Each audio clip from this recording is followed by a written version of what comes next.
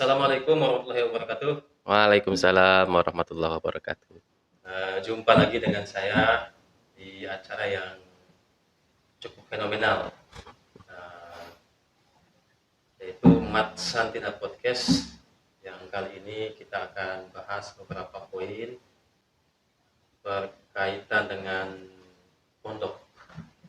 Kita kehadiran tamu yang spesial lah di madrasah ini, yaitu pengasuh pondok pesantren Al-Muawanah. Benar. Al-Muawanah. Al-Muawanah. Nanti kita bincang-bincang profil ustadznya, terus proses perjalanan pondoknya, kegiatannya dan lain-lain. Sebelum saya mulai, saya ingin sapa dulu. Sehat, Ustadz? Alhamdulillah. Saya Ustadz aja ya? Atau Bapak Is? Pak boleh. Ustadz aja lah. Gini, sebelum jauh kita bahas pondok, Ustadz Pak Is, saya pengen korek sedikit profil latar belakang. Dulu saya dengar kabar bahwa alumni MTS 3 kan ya? Alhamdulillah alumni MTS 3. Tahun berapa? Saya alumni MTS 3 ini dulu masih namanya MTS Negeri Negara. Itu sekitar tahun 2004 saya lulus dari sini. Mulai sekolah berarti sekitar tahun 2020, 2001, 2021. Berarti seangkatan gitu ya. Saya juga kelas dulu masih kelas 1. Ya, kelas 1, kelas 2, kelas 3. Berarti 2004 tamat. 2004 tamat. Lanjut Ya, ke madrasah lagi ke MAN 1 Jemberana. MAN 1. Dulu namanya MAN Model Negara. Oh, MAN Model. MAN Model. 2000 tamat 2007 tamat. 2007 sama berarti Bapak. Ustaz. Habis itu Setelah itu saya lanjut kuliah S1 di STIT Jemberana. Di STIT Jemberana saya tempuh dalam waktu 4 tahun setengah. 4 tahun setengah. Cepat ya, tahun 2013 lulus. Kemudian lanjut ke Universitas Ibrohimi. Saya nempuh ngambil pasca sarjana di jurusan apa? Jurusan Magister Pendidikan Islam. Magister Jadi Pendidikan memang Islam. latarnya Iya, saya dari kecil udah dari madrasah, dari MI, MTS, tingkat aliyah, madrasah, kemudian perguruan tinggi Islam sampai pasca Artinya sarjana. kapasitas, kapabilitas jangan diragukan lagi lah. Kalau di dunia pondok Ya, pesantren tetap masih ada banyak kekurangan lah. Semua orang pasti banyak kekurangan. Saya tetap ingin menambah keilmuan karena saya yakin pasti masih banyak kekurangan. Mulai masuk di madrasah ini, saya sangat tertarik. Saya suka sekali dengan prosesnya. Saya dengar cerita dari Ceritanya kelam. Ceritanya. Saya mulai masuk di sini itu sekitar, bukan sekitar, saya masih ingat tahun 2008. Saya masih ingat tahun 2008. sambil kuliah berarti ya? Masih sambil kuliah. Ya, sambil kuliah. Saya tidak sengaja main ke sini, kemudian ketemu kepala sekolahnya yang dulu pernah jadi guru saya di MAN 1 Jemberana, Bapak Haji Agus Subagya. Waktu zaman awal di awal zaman Pak Haji Agus Subagya, waktu itu tahun 2004 ketemu beliau di sini, kemudian menawarkan kepada saya karena kenal gitulah di bekas muridnya di MAN 1 Jemberana. Dia menawarkan, ayo ke sini. Akhirnya kemudian saya bikin lamaran, dia terima. Kemudian 2008 saya masuk. Awalnya jadi pramubakti di kantor. Proses. Kemudian mulai dapat jam ngajar itu sekitar tahun 2015. SK-nya 2016 dapat jam ngajar. Setelah tamat S2? Ya, setelah tamat S2. Belum tamat. Saya tamat S2-nya 2016. Sambil jalan itu tetap ngajar. Kemudian diberi ban tambahan sebagai pengasuh itu, pengasuh ma'had tahun 2019. Alumni madrasah kelas 3. Kemudian melamar jadi guru. Terus sekarang Pengasuh sedang tambahan ya. pengasuh Yes. pondok. Ya karena Sejak tahun kapan Pak mulai ngurus pondok? pondok ini mulai aktif itu karena kemarin sempat COVID ya. Ya, ya, Jadi ya. tahun 2019, 2020 itu COVID, kita nggak bisa aktif. Kemudian baru aktif 2021. 2021. 2021 tanggal 3 Oktober masih ingat saya. Tanggal 3 Tiga. Oktober 2021 sampai sekarang. Alhamdulillah, mudah-mudahan nggak ada lagi pandemi. Amin. Ya, agar kita cepat berkembang lah. Awalnya berapa santrinya? Awalnya dari 9 orang 2021 itu, kemudian meningkat di tahun ajaran itu juga 2021 bertambah menjadi 18 orang. Ya, 18 orang. Di tahun yang Kemudian sama. ya dari tahun yang sama kemudian dalam sekian waktu berapa minggu berapa bulan bertambah sampailah 22 orang. 2022 orang di tahun 2021. Kemudian 2022 sekarang 2022 jumlahnya kemarin 77. jauh, ya, Ya, meningkatnya jauh meningkat juga ya. ya Luar biasa. dia lebih dari 50% ya, hampir 100%. Bahkan ada yang ini, apa namanya?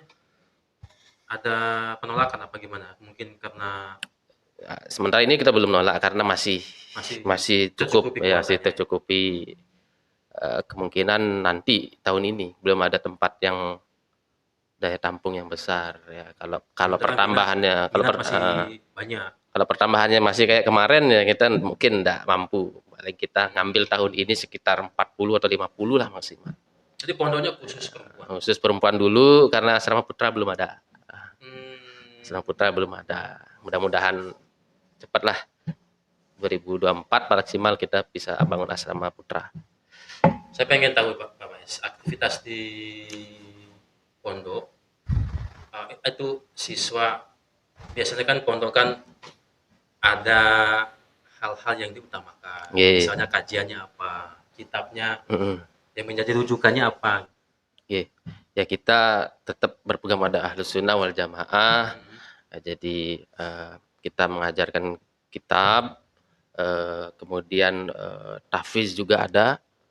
Untuk ekstranya kita menambah bahasa asing yaitu bahasa Inggris dan bahasa Arab.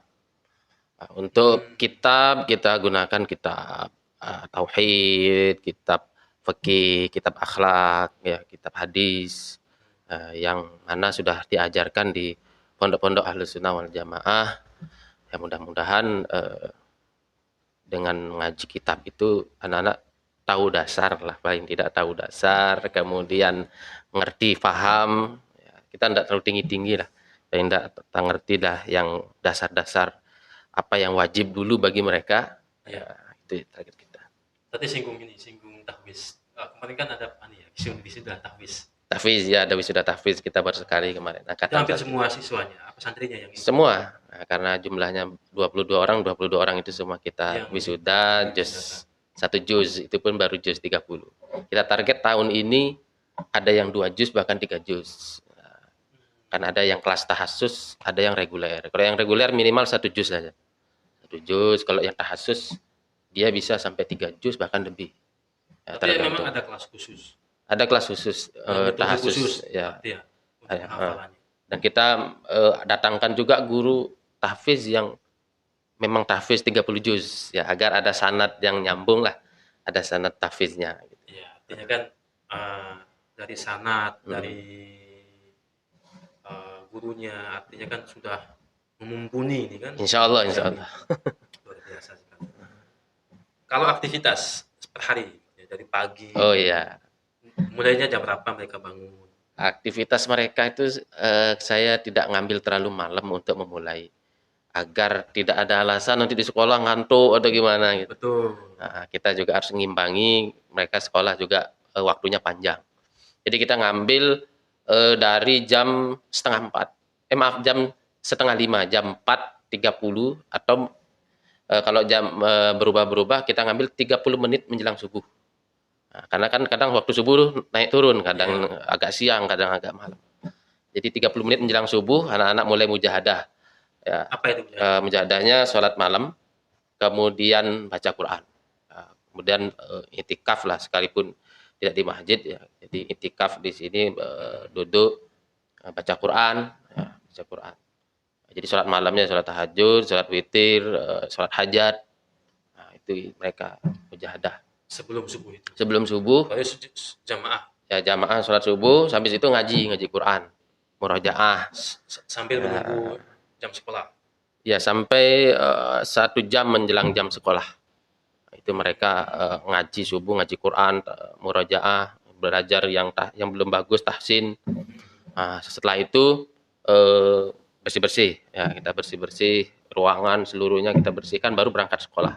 Ya, ya, memang saya sebagai guru juga kelihatan perbedaan dari disiplin saja kita bisa nilai siswa yang mondok di sini dengan siswa yang mohon maaf Ya. kita tidak ya ngerti mengesampingkan menganggap bahwa mungkin di rumah mungkin diabaikan atau tidak, tapi kelihatan sekali disiplin mereka. Tugas itu nggak pernah bolong. Iya. Ya karena kita Pak, malam itu ada waktu khusus untuk mengerjakan tugas dan kita bimbing. Jadi yang kesulitan tinggal dibimbing murabinya. Ada waktu khusus dan itu wajib mereka hadir pada saat malam itu sehabis pengajian jam 9 sampai jam 10 malam itu mengerjakan tugas. Oh, gitu. Memang disediakan waktu khusus ya. Jadi bahkan dipantau juga ya. Pantau ya.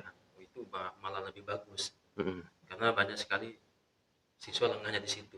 Ya, karena di rumah kan banyak HP, TV itu melalaikan mereka.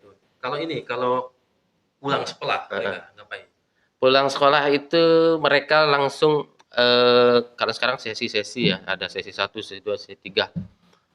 Tergantung sih kalau sudah waktunya sholat dulu, terus makan, habis itu istirahat dulu. Karena nanti habis asar itu mereka sudah kegiatan sampai malam itu tidak berhenti. Habis asar sampai jam 10 malam itu tidak berhenti kegiatan. Terus berlanjut. Sehingga kita berikan waktu istirahat. Pulang sekolah istirahat. Istirahat. Iya, betul. Karena mereka juga butuh itu.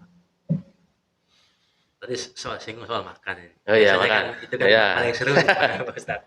Kalau makan, berapa kali mereka di pondoknya? Kalau makan tergantung. Pondok yang siapin kan? Ya, kita yang nyiapin. Jadi mau pilih 2 kali makan atau 3 kali makan. Jadi menunya sama. Sama. Kalau yang 2 kali makan itu makan siang sama makan malam. Jadi pagi mereka makan di sekolah di kantin lah. Ya. Kalau yang makan 3 kali, pagi kita sediakan, siang kita siapkan, malam juga kita siapkan. Untuk menu ya kita ganti-ganti karena nggak jenuh lah. Betul. Nggak jenuh ya kadang kita pakai menu seafood laut gitu atau yang ada di darat sayuran daging kita kasih juga. Kemudian sistem makannya semi prasmanan lah. Ada yang lauk kita siapkan, kemudian nasi ngambil sendiri gitu. Sejauh ini berapa jumlah pengurus di pondok yang dibawahi sama Pak Ustaz? Untuk pengurus ada 7 sebenarnya, 7 orang. Tapi yang menetap itu 4 orang. Yang menetap di pondok 24 jam. Ya, 4 total orang. Dari yang memang mendampingi siswa 7 ya. Jadi setiap kamar itu dia punya ibu asuh, Nah, sementara ini karena ibu asuhnya terbatas, jadi per orang itu bisa pegang 2 sampai 3 kamar. Nah, kamarnya ada 7, ibu asuhnya ada 3. Ya, saya kan bapak asuh. Bapak ya. Jadi kalau ibunya cuma 3, kamarnya ada 7, jadi ada yang pegang 2 kamar, ada yang pegang 3 kamar. Dari semua ini Pak Ustaz, dari semua rentetan aktivitas santri tadi, ada nggak keluhan baik dari santrinya sendiri, atau dari orang tua sejauh ini yang dialami? Kendala ya? Ya. Apa? Kendala atau keluhan dari? Kalau keluhan ada, cuma ya enggak terlalu berat lah. Artinya mereka sampaikan kepada kita lewat japri WA gitu, apa yang dikeluhkan kita atasi. Ya, artinya kan semampu pondok kita. terbuka. Oh ya terbuka, karena kita yakin pasti ada yang kurang dari kita, ada yang mungkin perlu diperbaiki. Ya kita menerima semua masukan. Kemudian apa yang dikeluhkan ya kita semampunya, asal tidak bertabrakan dengan aturan kita penuhi. Tapi kalau kadang yang bertabrakan dengan aturan ya kita tidak bisa. Menarik ini Pak Ustaz. Saya lihat hampir hampir semua yang mengikuti lomba. Mm-mm. Jadi siswa binaan lomba itu banyak dari santri pondok, Ya, anak-anak. Terutama yang bahasa Inggris, bahasa Inggris. Arab. Itu kan dapat medali emas sampai level Iya. nasional itu. Mm-mm. Artinya kan peran pondok sangat besar, terutama di manajemen belajarnya ya kan, Heeh. siapkan waktu. Memang di sana memang ada bimbingan khusus juga.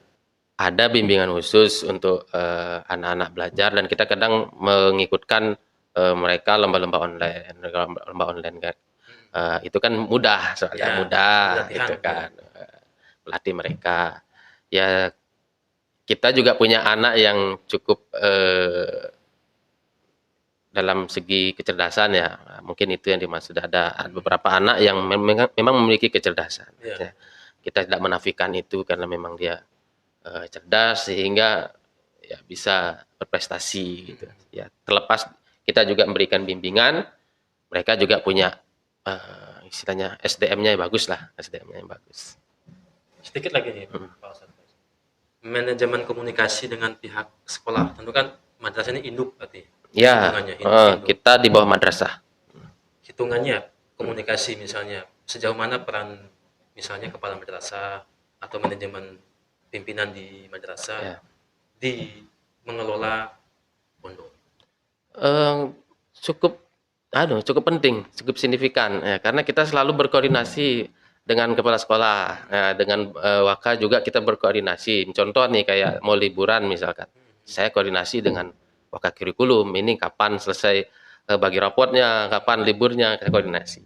Terkait kebijakan juga saya konsultasi dengan Bapak Kepala Madrasah, ya, karena biar bagaimanapun Mahad ini di bawah sekolah, jadi harus menyesuaikan dengan kebutuhan sekolah dan juga istilahnya mendukung segala apapun kegiatan sekolah.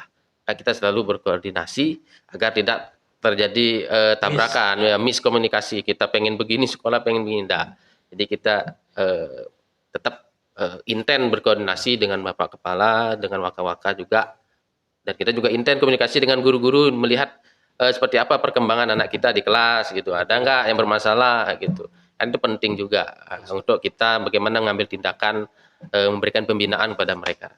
Ya, ya, kayak di kelas saya di balik kelas 8A ada beberapa siswa yang mondok di situ. Memang beda karakternya memang. Ya, alhamdulillah. Banyak pula. Artinya kan dari tuturan tadi Pak Ustadz Faiz, jadi dari komunikasi, sistem kerja, terus sumber daya sangat-sangat tertata rapi, sudah terpenuhi. Nanti kan tinggal pengembangan lanjut nih, misalnya entah apa nanti yang mau dikembangkan lagi supaya daya tarik lebih besar. Tentu ini kan sekaligus menggambarkan ke masyarakat bahwa di madrasah ini memiliki pondok yang tidak kalah saing dengan pondok yang lain. Dan saya sebagai guru pun mengakui itu. Kapasitas siswa di pondok juga sangat-sangat jauh di atas rata-rata dari disiplinnya, kepintarannya di kelas, dan terutama disiplin waktu. Ya, kita berusaha apa sih yang dibutuhkan oleh orang tua sekarang gitu. Orang tua sekarang tuh lebih butuh anaknya yang karakternya menyenangkan. Sebagaimana doanya mereka, Rabbana hablana min azwajina wa dzurriyyatina qurrata a'yun. Artinya qurrata a'yun itu menyenangkan mata gitu.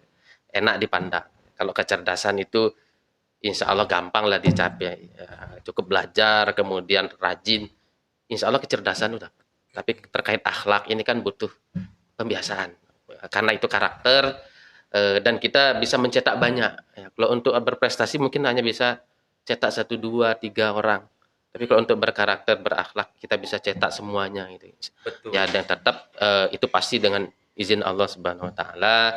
Ya, kita berusaha mendoakan, melatih mereka gitu. Ya, kita pelan-pelan ya, melatih pembiasaan pada mereka. Memang selain pendidikannya, background manajemen pendidikan Pak Ustadz, memang punya pengalaman juga ya ngurus pondok sebelumnya. Oh ya, alhamdulillah saya dulu pernah mondok ya kurang lebih 10 tahun lah, sambil ngurus itu, sambil ngurus, tidak hanya sekedar mondok, saya jadi pengurus. Ya disitulah saya dapat pengalaman bagaimana jadi tahu banyak celah lah. Tahu banyak celah gitu, di mana biasanya anak begini dan begitu saya hampir banyak tahu lah, sehingga itulah yang saya gunakan untuk menerapkan aturan-aturan ya, mengambil tindakan, Ya. sikap gitu. Wah, luar biasa sekali. Jadi semakin meyakinkan bahwa pondok ini memiliki mutu, Insya Allah daya mudah-mudahan, amin. saing, dan manajemennya juga. Selain Pak Ustadz Faiz juga backgroundnya pendidikan, Ya, manajemen pendidikan Islam, dan pengalaman 10 tahun. Luar biasa itu. kalau 10 tahun tuh belum lama kalau orang mondok, Pak. Oh gitu. Iya. Kalau 10 tahun tuh belum lama. Apalagi kita yang nggak pernah pondok. Jadi masih belum lama. Tapi itu cukup. Ya mudah-mudahan cukup. Saya ingin terus belajar. Mudah-mudahan ada waktu untuk terus belajar. Saya minta pesannya, Pak Ustadz. Pesan dari Pak Ustadz sebagai pimpinan pondok, baik itu pesan kepada gurunya di madrasah ini atau kepada pihak masyarakat luar, dan terkhusus pada orang tua santri. Oh ya, kalau untuk guru, mari kita jadikan ini sebagai ladang kita berdakwah. Ya tentu ada anak kita tuh kadang ada yang menyenangkan, ada yang juga ya kadang mohon maaf ya menjengkelkan gitu. Ya terlepas dari keadaan mereka di rumah. Jadi mari jadikan ini ladang kita berdakwah. Apa yang kita lakukan ini kalau dibanding dengan apa yang dilakukan oleh Rasulullah itu sangat jauh gitu. Ya. Jadi sangat jauh lah kita, perjuangan kita itu sangat jauh. Ya apa sih yang bisa kita lakukan untuk istilahnya berkontribusi terhadap agama? Ya marilah kita dengan mendidik ini, mudah-mudahan dengan mendidik ini sebagai amal jariah kita ya yang selalu akan mengalir pahalanya nanti sampai kita meninggal sekalipun. Untuk orang tua ya kami ucapkan terima kasih telah mempercayakan kepada kami, dan orang tua yang mungkin belum menempatkan anak di pondok pesantren, ayo tempatkan di pondok pesantren ya agar anak kita terjaga. Kemudian pilih pondok pesantren yang benar-benar mengajarkan ajaran Ahlus Sunnah wal Jamaah. Nah, ini yang paling terpenting agar anak kita nantinya tidak memiliki paham-paham yang berbeda, yang justru nanti akan membawa dampak negatif di rumahnya gitu. Nah, kemudian juga mohon bersabar ketika anak di pesantren ya, karena anak di pesantren tentu tidak bisa bersama kita di rumah ya. Jangan cepat-cepat kemudian ya ingin dibawa pulang ya, kemudian apa namanya merasa terbebani dengan biaya. Yang namanya orang belajar pasti butuh biaya. Betul. Ya, siapapun imam besar, Imam Syafi'i, Imam Hanafi, Imam Hambali semuanya berbiaya dalam belajar. Nah, jadi terkait biaya itu akan jadi amal jariah kita. Ya, namun tetap kita didik anak untuk selalu jangan boros gitu kan. Jadi kegiatan mondok ini bukan untuk hanya sekedar tidur atau sekedar numpang makan, tapi juga di sinilah kita bagaimana anak nanti pulangnya itu dapat paling tidak apa yang sudah diajarkan di pondok. Gitu. Baik, terima kasih Pak Ustadz Faiz. Oke pemirsa, itu bincang-bincang kami terkait kemajuan pondok pesantren Al-Mu'awanah yang ada di lokasi Madrasah MTS 3 Jemberana ini. Jadi lokasinya tepat di dalam MTS. Jadi bagi para orang tua nanti kalau mau menghubungi atau mau masukkan ke pondok ya, jadi bisa lewat Ustadz Faiz. Ya, atau minta informasi kepada sekolah juga bisa. Bisa ya. Jadi guru-guru punya semua punya media sosial kan sebagai informasinya. Semua guru di sini juga pasti bisa membantu untuk ke sini. Apa nama medsosnya itu? Ma'had Al-Mu'awanah. Oh ya, nanti kalau memang para pemirsa ingin melihat kemajuan secara online, silakan buka di Facebook Ma'had Al-Mu'awanah namanya. Nanti banyak sekali kegiatan di situ yang di-share. Nanti mungkin juga di situ bisa kirim pesan untuk tanya-tanya lebih lanjut terkait biaya dan segala macamnya dan bagaimana kelanjutannya. Mumpung tahun depan akan dibuka lagi. Jadi Pak Ustadz Faiz, terima kasih banyak atas kesempatannya dan penjelasannya sangat membantu sekali. Mudah-mudahan. sangat membantu sekali supaya masyarakat juga paham Oke. dan guru juga paham bagaimana pondok gini ya kemajuannya ya, pantas gitu. Perbedaannya ada dengan siswa yang lain.